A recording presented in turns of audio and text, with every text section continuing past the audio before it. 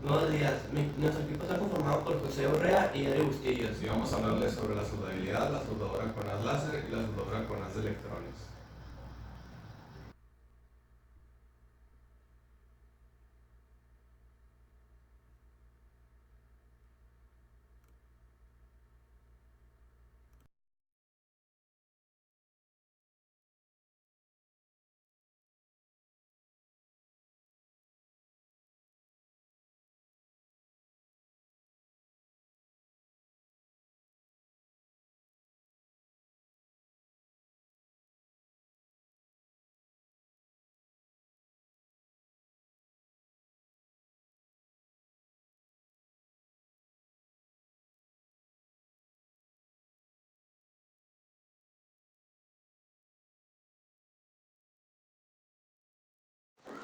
Soldadura por haz de electrones. El cañón de electrones ahora funde el metal base. El metal fundido delante del agujero de vapor fluye alrededor para llenar la separación. De esta manera se pueden soldar separaciones angostas sin un metal de aporte. Eh, la zona afectada por el calor es muy estrecha. La mayoría de soldaduras se realiza en alto vacío o medio vacío. Pero la operación sin vacío también produce soldaduras de alta calidad en muchos materiales.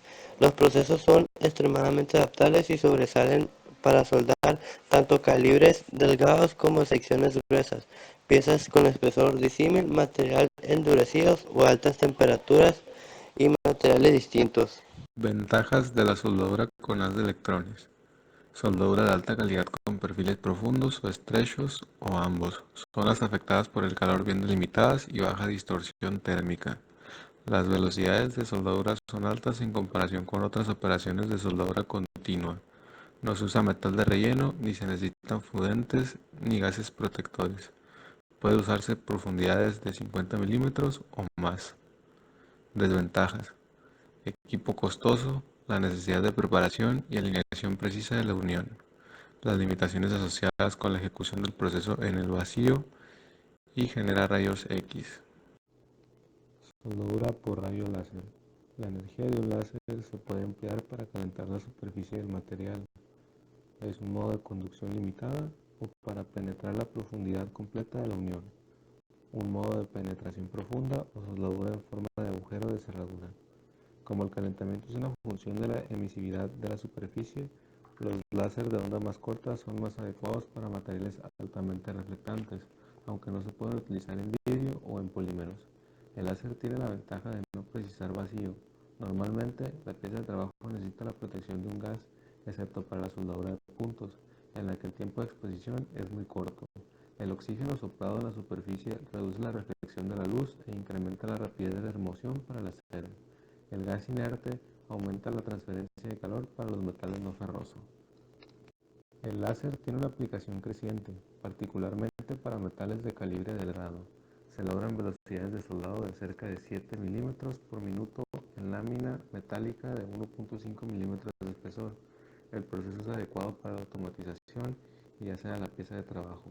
El láser o el haz se pueden mover a lo largo de trayectorias prescritas. En relación con la soldadura por resistencia, la posibilidad de acceso desde un solo lado es una ventaja, por ejemplo, en el soldado de tubos hidroformados. Este es uno de los métodos principales para producir blancos a la medida. Soldabilidad y calidad de la soldadura. El término soldabilidad denota un grupo extremadamente complejo de propiedades tecnológicas y también es una función del proceso. Defectos en la soldadura.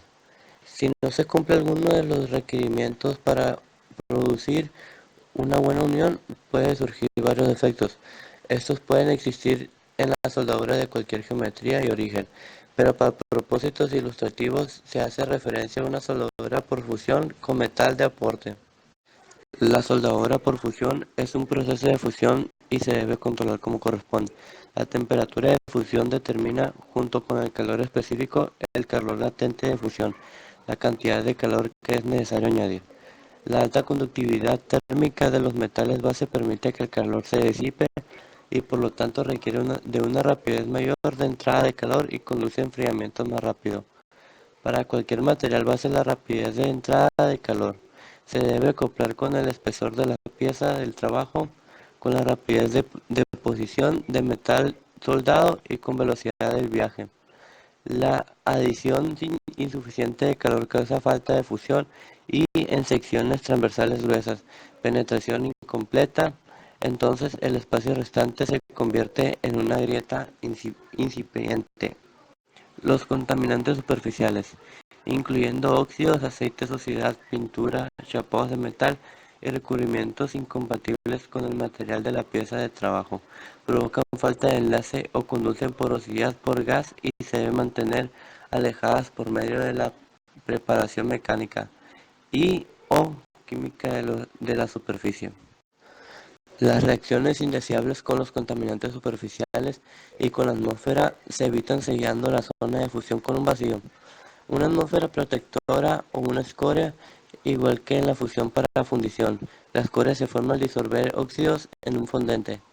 Se debe tener cuidado de minimizar el atrapamiento de escoria, que reduce la ductibilidad de la soldadura. Los gases liberados o formados durante la soldadura pueden producir porosidad, que debilita la unión y actúa como concentrador de esfuerzo. La alta fluidez de la fusión es útil al permitir que la escoria y los gases se eleven a la superficie. Particularmente peligroso es el hidrógeno que se origina en la humedad atmosférica o de un fundente húmedo. Cuando se combina en forma molecular causa porosidad en aleaciones de aluminio. En la forma atómica se difunde en las puntas de las grietas y provoca fragilidad por hidrógeno de aceros en que se forma martensita al enfriarse. Las grietas de solidificación aparecen bajo la influencia de esfuerzos. En la soldadura, cuando un líquido de bajo punto de fusión es expulsado durante la solidificación dendrítica. Las grietas de licuación a lo largo de las fronteras de grano se deben a la segregación de estado sólido de elementos de bajo punto de fusión. La contractación por solidificación junto con la contractación sólida imponen esfuerzos internos de tensión en la estructura y pueden originar distorsión y agrietamiento. El problema se magnifica cuando la estructura no es libre de contraerse, en otras palabras, cuando se imponen restricciones mecánicas. Las propiedades de los materiales base y de aporte son importantes. La alta dilatación térmica resulta mayor distorsión y esfuerzos residuales. El peligro de agrietamiento es mayor en las aleaciones que presentan una composición que proporciona el máximo rango de congelamiento en un sistema.